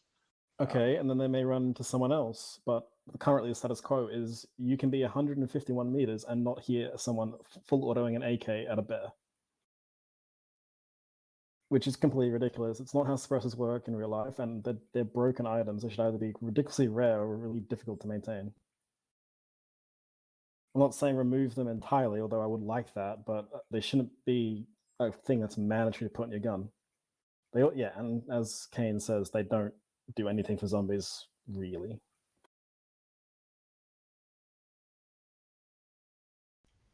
Leave Sam Finch is next. So I just sort of wanted to point out the problem, like why a lot of people that do stay in their base would continue to stay in their base, even if you try to make that sort of thing better or try to make it easier to find people. Is that the people that are staying in their base are usually staying in their base because they don't want some of the interactions that you can find out there? Because, I mean, realistically, people can try to make things better by robbing instead of KOSing, but people ultimately don't want to get robbed. Like, not everybody wants to go out to get hostile interactions, and I feel like a majority of the interactions you find in the wild are those hostile interactions, and there's not much you can really do about that. Sure, every 1 in a million you can find people like the NFA who may just, mess with you, or not necessarily outright rob you or kill you, or that's just an example. Anyone that does things like that. The majority of the time, like, I have guys that are out looting constantly or making trades or whatever, and 80% of the time, it's not robbery, it's not finding other people that just want to talk to them, it's just getting shot while you're driving in the car, or just getting shot as soon as you cross through a field or whatever. And eventually that sort of thing can wear on you. Not everybody's playing to look for hostilities necessarily. Do you mind if I interject, Sam? Yeah, go for it.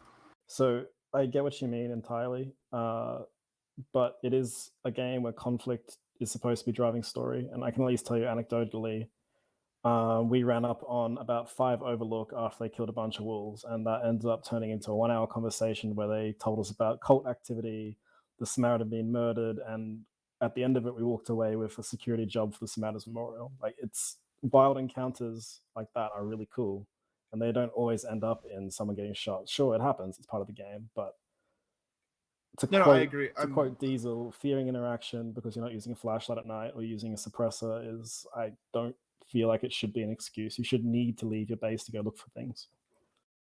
Yeah, I'm including not people. trying to say that those hostile interactions are bad or like any of that is bad. I'm just saying that the people that stay in base, like, there's not much you can do fundamentally to change that. I'm not saying it's a bad thing what happens outside of base. I'm just saying that the people that do stay in base are the people that are trying to avoid those hostile interactions, whether that's a good or a bad thing. There's fair not enough. a lot of, like, forward action you can make to change that, sort of like getting rid of bases, and then you do that, and the people that were staying in bases just aren't going to play on the server.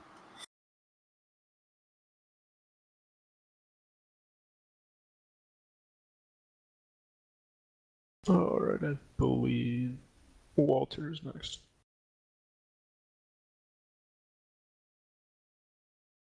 So, my problem with this discussion is so much of this is anecdotal. Like Sneaks was talking about his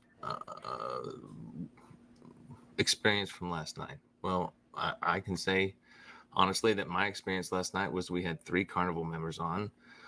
We all worked late. We all knew exactly when we were getting on. We got on.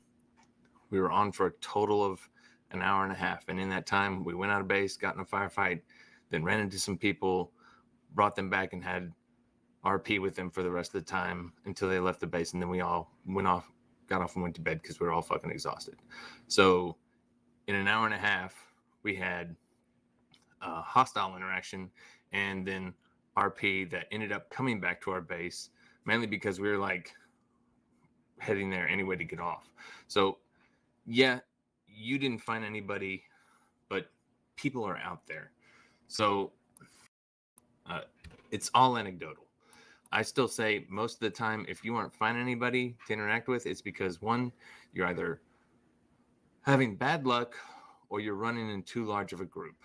Because a lot of times people see a group of, hell, I don't know what the magic number is, 5 or more, and they're like, nope, I'm not fucking going up to those people, because by doing so, I'm putting myself into a bad situation. And we're not talking about people like me who play for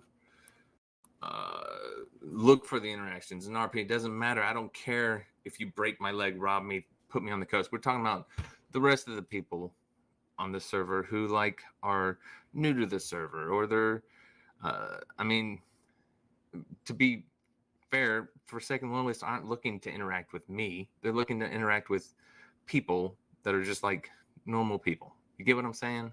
Oh, we'd absolutely love to interact with you, Walter. Well, you know where to find me. But the point is, like, a lot of our people on this server aren't old timers, and so they aren't fully comfortable yet with the whole putting themselves into what is they know is a position of weakness so that there'll be an interaction, right? They're newer, and so they don't want to, they don't understand that sometimes you have to put yourself in that position so that interactions happen and story progresses. So if this is my main problem with Death Balls, if you want to have those people to interact with, and somebody eventually needs to so that they learn, you have to run in smaller numbers. And if you split up into smaller groups and spread out, you might actually have a better luck of running into people. And just pick a place where you're going to meet on the opposite end. You know, I don't know. That's my thought on it. Bertha, I think you're next. I mean, I just wanted to kind of chime in on this. I don't know if it's necessarily like the bases. I mean, I can think of a few bases on the map where, I mean, they're closed off areas where they can physically survive in them. I mean, but even places like Gorka, stuff like that, I mean, they have kind of like open areas where, I mean, you can have RP interaction just on the casual walk-in thing. On the flip side of that, I mean, I think like Sanctuary, Dugout, I mean, their places, I mean, their POIs, I mean, that's their main purpose. I mean, they're places of interest. You should go there to try finding interactions. I mean, I think the Zergs of people hang out at these locations and it gets a little repetitive at times. But I mean, we've also walked around for 12 hours straight, we knowing other people in the area and just walk circles around each other and never finding the actual group we were looking for. So, I mean, over time, you get sick of it and you just go for the easy way out to go to the community camp to find somebody. So, I mean, I wouldn't really blame it necessarily on the bases and never leaving. I mean, I know there's bases out there where, I mean, the bottle suppressors are piled in the window and they're barricaded off just waiting to shoot people all day long. I mean, yeah, maybe that might be an issue, but I don't think on a large scale that's the problem. There's something that I think for people who are, were around a while ago, for a group like the Guardians, for example, right? Or anyone that ran a more community-oriented place, how did they deal with that, and how were they able to survive? Because I think Finch mentioned that, he doesn't want to have to go out and deal with potential hostile encounters, but in reality, a lot of this game is hostile encounters. So, conflict is what's going to drive things. But like, how did a group then, where you didn't have really like a gated off safe space, for example, that you could just hide in, how was that dealt with? Was it that, people approach things differently? Was it that maybe instead of just shooting someone back then, they might go and be hostile with them in a different way, and there's a higher chance of that? But like, I'm curious how those kind of groups, what's the difference that's changed so much between then and now?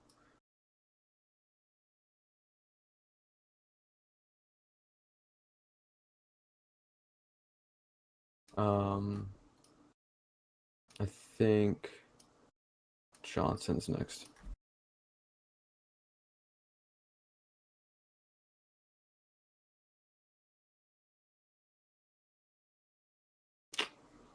Never mind. Sorry. Sneaks. No. Okay.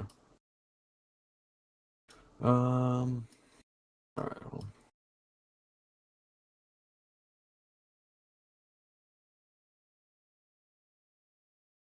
Sorry, Buck just left me to do this. I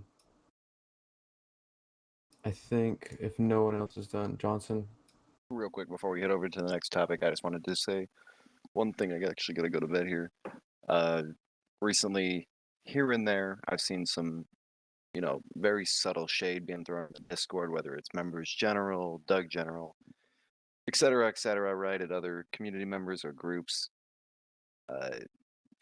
Speaking from experience, if you have any problems with anyone, I'd be willing to bet anyone in this TeamSpeak right now, if you went to them man to man, man to woman, woman to woman, whatever, about your issues in game, in character, right? Yeah, just hash it out in 5 minutes. Be good to go. A lot of times people go to the DMs to solve issues, but things can be so easily misconstrued over DMs.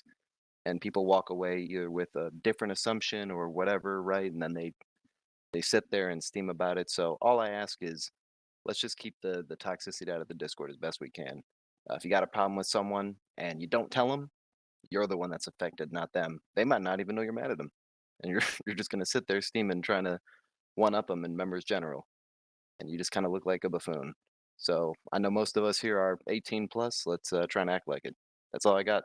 Have a good night. Just ban him. Thanks, gang. All right. I think our next topic is from Corvus Crow. Thought experiment regarding interactions. If base rating wasn't allowed, not saying this shouldn't happen, how would people change up how they handle situations? How would base designs change knowing you wouldn't need to build for every potential raid? Tom. I think this is pretty self-explanatory. People just need to get creative. Think of ways to go about. Not everything needs to be about raiding, but at the same time, as Will just said, there shouldn't be any safe spaces. You should never feel like you can escape from whatever harsh realities outside of your base. That's part of the the big thing regarding it. If you have a safe space, Doug wouldn't be Doug. You know what I mean? It would just be who can get the most XYZ. I can take on this group in PvP. But it's pretty simple fix. People get creative with their way of punishing another person or group, or going about with an interaction. Like for instance, I know there's a lot of groups currently that do holdups, myself included. And from personal experience, I can say that half the time when we hold someone up, we aren't going to take 95% of their stuff because we don't have the need for it. Instead, we're not interested in that. We're interested in the RP our group has. What information do they have? How can they benefit us? Can we send them to do a certain task, etc.? So I think it just comes down to creativity. Tony? Yeah, so I mainly wanted to say that this does seem like a moot point because, one, Corey pointed out it's probably not going to happen, and two, that I think that even if it did happen, we're not going to be able to predict that, or, what would the outcome would be, because we could sit here and conjecture all day and try to, figure out what would happen with that, but no one's going to know until it happens. Instead, it might turn out that we have a bunch of tiny bases or, stuff like that. Things that we might not even think of might pop up. Suddenly the, raid the stash meta becomes the thing. You know what I mean? So that's it's an idea for sure, and I think it's a decent one maybe for other servers. I don't know if it'd be good for the health of Doug. I guess I won't even try touching on that, but that it would be almost like a side note or inconsequential to discuss it for a super long period of time. Walter? The guy who suggested this is a member of Carnival. He's not here. It doesn't reflect our positions. So there's no point discussing this. He actually doesn't even play on Doug that much anymore because he would prefer something more like, I don't know, some other RP server that's strict RP. So this isn't really worth discussing, just as to let you know. Yeah, I mean, this isn't really. It's not gonna happen. Regardless. I think it is kind of good to discuss, not in a way of it actually happening, but more of kind of taking it in a way of, oh, how am I going to affect people? Like, how am I going to hurt someone instead of rating? I don't think it's necessarily the idea of it should be implemented, but more of like thinking outside of rating. And I think that's kind of like a good aspect of why, like, what this question is. I don't know. So I think it's just a good way of when you're thinking of what I should do to someone, like how Dam does different things to try to instigate things or make people do things, not just rating. How they were discussing that earlier is, I think that's kind of where the question is more important. Is kind of what can I do before rating, or what can I do instead of rating, or just Seems like that's Pretty a much different conversation, though. I than know, what but I this- think it still brings. I'm not saying like we should talk on behalf of that, but I think it's just like I get you. what questions are brought up because of that question. I think was important. Maybe since that's a different topic, we can save it for the end if anyone has free topics. But I think as Scuzz pointed out, it's kind of a useless point. So if we want to move on to the next one, which is Buck, if he's here, I'll let him. Yep. The next subject is a discussion about the faction requirement enforcement that's expected to happen today. It hasn't happened yet, to my knowledge, so I guess there's nothing to really talk about yet. You really planned out that something would happen. And, it's unfortunate. Corey, you can go ahead. That's the last topic for the day. All right, if the meeting's over, everyone go log on and play Whitelist time. Make the server full. No! Look, if I wanted to try to get It's blood out of night, stone bro. and do voodoo It's magic. it's nighttime. Oh wait, bro. I actually have a serious thing to say. If you're in the map chat, please go vote so we can get working on the map ASAP. Yep, please vote. Vote yes, please. Yes. NFA, bro, Vote no to just NFA, and then yes to everything else. Fix nighttime. All right, everybody. Sounds like it's it's night. not Let's go nighttime. play. Go play. Let's go play V++. It's 6. It's night in 10 minutes. Go Oh, play 10 minutes. Whitelist. 10 minutes of playtime. Brad, buy NVGs off NFA. Okay. They already did, bro. But we I have NVGs.